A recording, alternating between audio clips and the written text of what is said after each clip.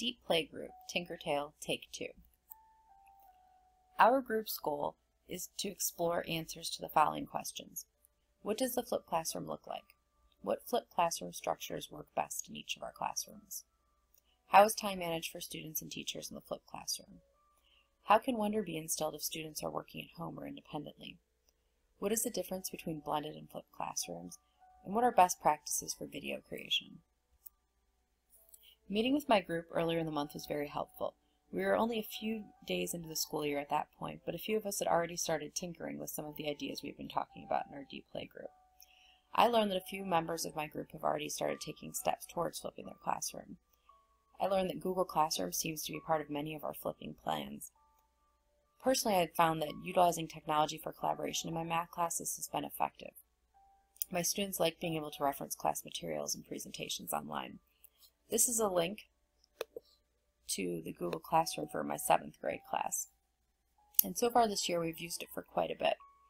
I've posted a presentation on congruent triangles as well as one on transformations.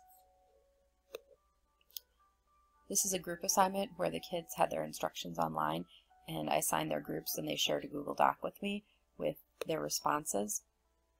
I've also posted a study guide for transformations. The feedback from students is that they really like being able to reference these materials online, and Google Classroom, since CPS has already gone Google, is a nice place to do that.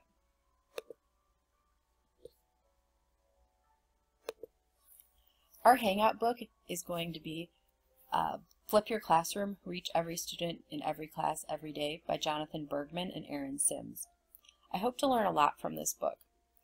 Things that I'm hoping to learn are some new strategies for reaching the wide-ranging abilities and interests in each of my math classes, creative ways to engage my most reluctant learners, ideas for mixing up the instructional methods I use in my math classrooms, and evidence that I can share with my coworkers and parents about the effectiveness and benefits of flipping a classroom. We may decide to look for another book, but at this point we feel like we need a little more time to try things out before we know what direction might be most helpful for a second book. Thank you.